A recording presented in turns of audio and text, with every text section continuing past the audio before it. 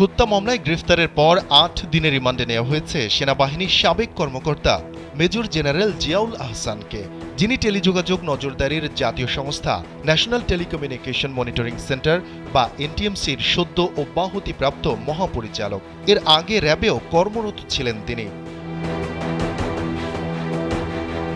সংশ্লিষ্ট সূত্রগুলো বলছে, জিয়াউল আহসানের বিরুদ্ধে অসংখ্য ব্যক্তিকে গুম, খুন ও বিচার বহির্ভূত হত্যাকাণ্ডের অভিযোগ রয়েছে। মূলত বাংলাদেশে ব্যাপক পরিসরে গুমের ঘটনা শুরু হয় তার হাত ধরেই। সূত্রগুলো বলছে, ২০০৯ সাল থেকে ২০১৫ সাল পর্যন্ত দেশে যে কয়টি গুম ও খুনের ঘটনা ঘটেছে তার প্রত্যেকটির সঙ্গেই কোনো না কোনোভাবে জড়িত জিয়াউল আহসান। তবে বছরের পর বছর এত অভিযোগের পরেও বহাল তবিয়তে টিকেছিলেন জিয়াউল আহসান। দেশের যে কোনো প্রান্ত থেকে অনলাইনে নিজেকে দক্ষ করুন ক্রিয়েটিভ আইটি ইনস্টিটিউটের সাথে। কথিত আয়নাঘর বা গোপন বন্দিশালায় তুলে নিয়ে ভিন্ন মতাবলম্বীদের বছরের পর বছর আটকে রাখার জোরালো অভিযোগ এই জিয়াউল আহসানের বিরুদ্ধে। সেখানে কেবল বন্দি করে রাখা হতো না, চালানো হতো অমানবিক নির্যাতনও। গেল ৫ আগস্ট শেখ হাসিনা দেশ ছেড়ে যাওয়ার পর অনেক স্বজনের আন্দোলনের মুখে আয়নাঘর থেকে ৩ জন বন্দীকে মুক্ত করে দেয়া হয়। এর মধ্যে রয়েছেন ইউপিডিএফ নেতা মাইকেল চাকমা, যাকে বন্দি রাখা হয়েছিল ৫ বছরের বেশি সময়। এর আগে মুক্তি পেয়ে বাসায় ফেরেন সাবেক সেনা কর্মকর্তা ব্রিগেডিয়ার জেনারেল আবদুল্লাহিল আমান আজমি ও সুপ্রিম কোর্টের আইনজীবী আহমদ বিন কাসেম। অন্যায়ভাবে তাদের বন্দি করে রাখা হয়েছিল দীর্ঘ ৮ বছরের বেশি সময়।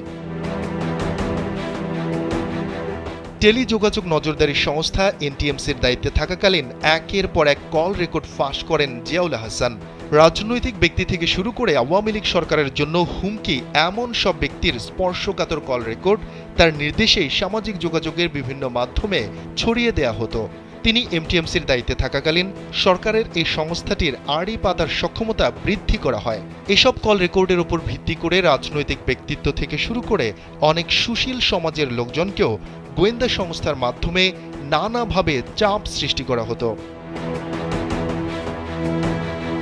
বৈষম্য বিরোধী ছাত্র আন্দোলনের সময় যতবার ইন্টারনেট বন্ধ করা হয়েছিল সেটিও জিয়াউল আহসানের নির্দেশেই করা হয়েছিল বলে অভিযোগ রয়েছে।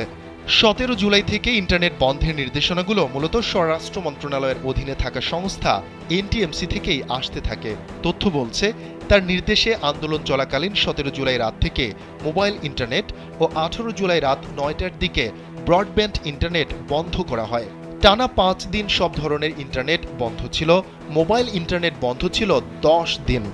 সামাজিক যোগাযোগ মাধ্যম ফেসবুক ও ইন্টারনেট ভিত্তিক যোগাযোগ মাধ্যম হোয়াটসঅ্যাপের মতো সেবা বন্ধ ছিল ১৩ দিন, যার নেপথ্যে ছিলেন এই জিয়াউল আহসান।